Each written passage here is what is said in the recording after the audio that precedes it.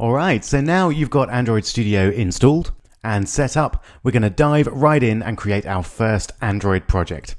Once we've done that, we'll take a few minutes to familiarize ourselves with the Android Studio interface, and we'll run our default project on an Android phone simulator right here in our computer as well. So lots to cover, let's get started.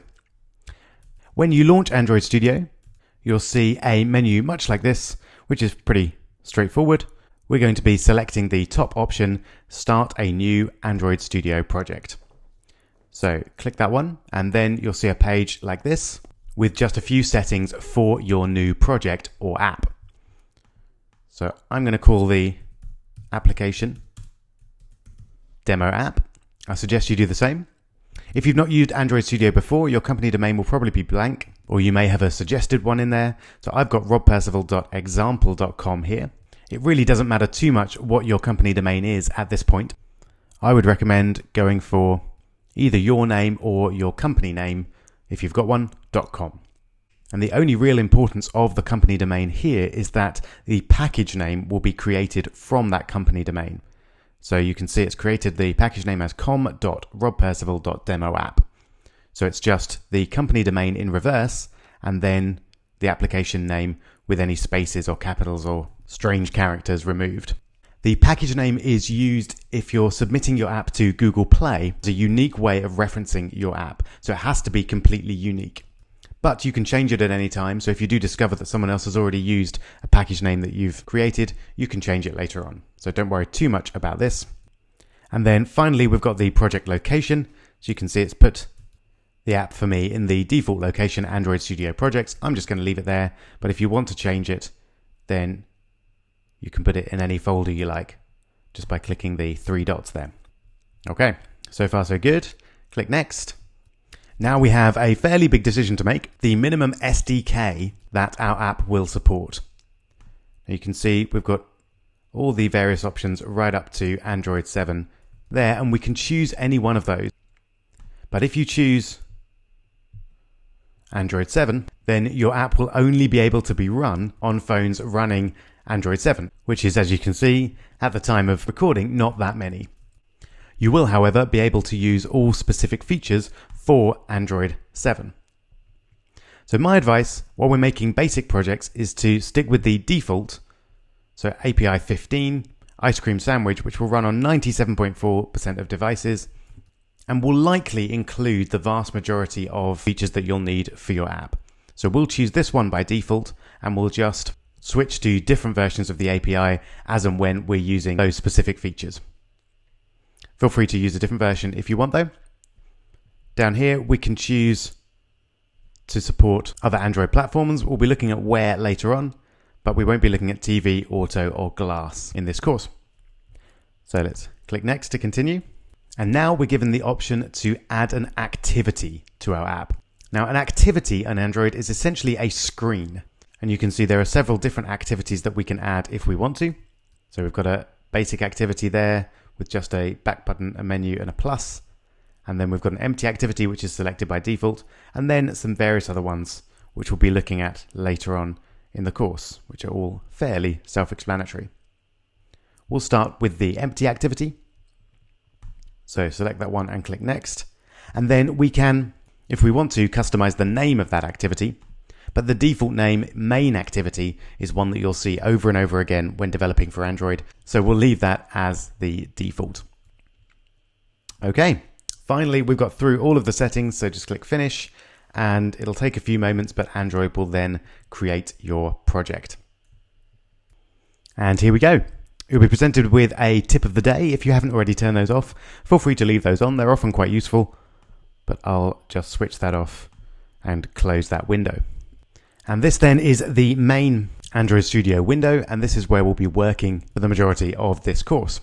Looks pretty empty at the moment, so let's bring in our project by clicking number 1, project at the top left there. So here you can see we've got two options to choose from. The first is our app, and you can see by the little folder symbol that this is the selection of folders and files that make up our app. The second is Gradle scripts. Now, Gradle is an open source build tool, which essentially is what Android Studio uses to build your app from these folders and files. If we want to, we can add in some scripts to do some custom work in the build process. We'll be doing that later on in the course, but we don't need to do anything with Gradle scripts right now. For now though, we'll look into the app folder by clicking the triangle, and you can see we've got 3 folders within that. So the first is manifests, and in the manifests file we've got a single file which is Android manifest.xml. If we have a quick look at that, we don't need to worry too much about the code. All we need at this point is to know that the Android manifest contains some basic details about our app, such as the icon, label, so the app name there, the app theme, etc. We'll be editing this later on, but for now, we'll just leave it as the default. At the bottom there, we've got our res folder, short for resources. And this is where we'll be putting things like icons, images that we'll use in our app, or music that our app needs. Finally then, the middle folder, Java, is where the real meat of our app lies. And specifically, we're going to ignore the 2 test folders for the moment. And in that first folder, com.rodpercival.demo app, we'll click on main activity. And this is the main file where code for our app is run. So this is your first taste of Java, and it looks quite scary, but don't worry, it'll be second nature in just a few videos time. We'll have a quick summary of what's going on here. Essentially, we're defining the package, which is just com.rodpercival.demo app.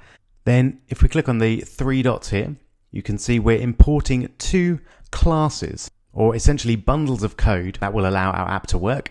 We'll be importing many more classes later on in the course, but for now we've just got the default 2. The first is app compat activity. Compat is short for compatibility, and essentially this makes sure that our app is backwardly compatible with as many older versions of Android as possible. And then we've just got the operating system bundle, which allows us to work with the Android operating system. And then finally here, we're creating a class called main activity, which will allow us to work with the activity that we created. So remember, the screen will display to users. Now, I'm not going to go into this code in more detail right now, but we will be covering it extensively later on, so don't worry about that. For now, though, we're going to go back to res and look in the layout folder, and you should see activity_main.xml. So double click on that, and this is where we'll see what our app actually looks like. And there it is. It looks slightly horrendously complicated, but again, don't worry, we'll break it down in no time at all. So this XML file is what defines the layout and the look of our activity, or the screen that we present to users. So obviously in the middle, we've got our phone, and we get a preview there of what our app looks like. On the left-hand side of this window, we've got various user interface elements that we can drag into our app. So we've got some layouts. You get a guide from the little icon as to what they might do. And we'll be looking at all of these layouts later on in the course. And then we've got what are known as widgets. So things like text views to allow us to display text, buttons, radio buttons, checkboxes, switches. You get the idea. Progress bars. Then underneath that, we've got text fields, which we can use to get the user to enter some information. We've got containers for things like lists or videos. And then we've got various date and time features, so a date picker and a clock. And then we've got some advanced user interface elements like zoom controls. We'll be looking at some of these later on. And some custom widgets as well if we want to build a completely customized user interface. So we'll be looking at those in more detail later on. But for now, let's just run on and look at this top bar here. So we can quite easily switch to different devices. So if I wanted to have a more tablet-sized device, I could switch to a Nexus 10, and this would give me a preview of what my app would look like on a tablet. And I can also switch to portrait and landscape mode very easily. I can even change the app theme right there. You can see there's many different themes to choose from. I'm going to leave it as the default for now. I can switch activities if I want to. At the moment I've only got the one, so I'll just leave it as that. If we've introduced translations, then we can edit those using the world symbol, and we can also change the version of Android that we're previewing with as well. So there's a lot we can do just from this screen. And then we've got some zoom options. We can refresh, and there's some more settings hidden behind the cogwheel there as well. Now we're almost done with our preview. Just need to look at the component tree up here on the top right. This is a way of looking at all the different elements that make up your activity or your screen for the user. So at the top level, we've got the device screen itself. And then within that, we've got a relative layout, which essentially means that everything is laid out relative to what's around it. So if I was to add a second text view beneath the tiny Hello World one there, it would be displayed relative to the first one. We'll see how that works in more detail in the next video. But our final user interface element there is the text view itself, which if I zoom in enough, you can see says Hello World. And finally then at the bottom, we've got properties, which will vary depending on what element you've got selected at any given time, and has a huge range of properties that we can use to customize each individual element. Again, we'll look at those in much more detail when we look at the specific user interface element types in this section. But that's essentially it. We've met the two main files that we're going to be working with. That is the mainActivity.xml file, which controls the layout, and the mainActivity Java file, which controls what the app actually does. Later on, we'll also be looking at editing the manifest and the Gradle scripts, but for now, those two files are really the ones you should be concentrating on. All right, so our final thing then for this video is to actually see our demo app in action, and we do that by clicking the green play button at the top there. And this will allow us to run our app either on an emulator within our computer or on an Android device attached to our computer by USB. So we're going to go for the emulator here, and I haven't set up any yet, so I'm going to click Create New Emulator. And now you can choose between a huge range of different devices. That's a list of phones. We can choose tablets and Wear and TV devices as well. I'm going to go for the Nexus S, simply because the resolution works out well for my screen. But you can choose any one of these devices. It really doesn't matter. Then click Next. And then we can choose which version of Android our device will run. You can see we've got a range of options here, from Gingerbread to Marshmallow. You'll notice that some of them have got an _64 at the end. This is because they're 64-bit. None of our projects particularly use 64-bit architecture, so it doesn't matter which one you choose, but I would recommend choosing one with Google APIs built in.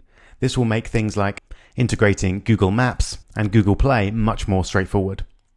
Unfortunately, at the time of recording this video, there isn't a version of Nougat with Google APIs built in, so I'm going to stick with the recommended option of API level 22, and again, we'll switch to a different version as and when we need to.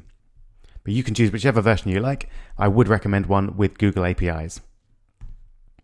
And then we'll click Next, and you can change again the device name, the Android version, and the scale default orientation. You can bring in some hardware optimization on the emulated performance if you want, but I'd leave that as automatic. The device frame is just that little bit of a phone, like what we saw earlier on in the app preview. I think that looks quite nice, so I'm going to leave it there, but you can disable it if you want to. Okay, so then click Finish, and that will then create your AVD or Android Virtual Device, and I would use the same selection for future launches. Just makes it a little bit quicker, saves you having to select it every time, and then click OK. And this will then launch your AVD and run your app within it. It will probably take about half a minute or so, depending on your machine. One advantage of Android Studio 2 over the previous version is that the emulators do run a lot faster. And here we are. Here's my device. So it's currently launching. You can see we've got a nice set of options down the right here. We can change the orientation. We can take a screenshot, we can change the volume, and we can press the default Android buttons there as well if we want to. But there we go. You hopefully saw the Android home screen there. But here is our app. Takes a little while to readjust to the orientation change. Let's put it back up the right way. And there we go. So congratulations, you've run your first Android app in the emulator. And it does indeed look reasonably like was predicted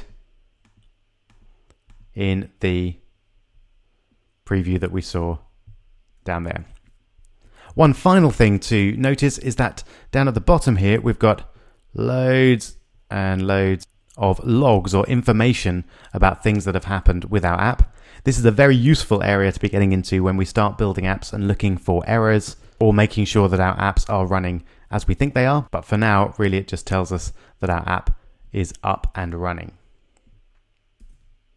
So there we go. That's your whirlwind introduction to Android Studio. Hopefully you now feel reasonably comfortable with how the software works, and in particular the relationship between these two core files, the XML layout file and the main activity Java code.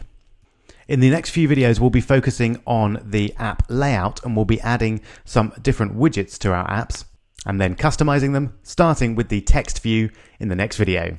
See you there.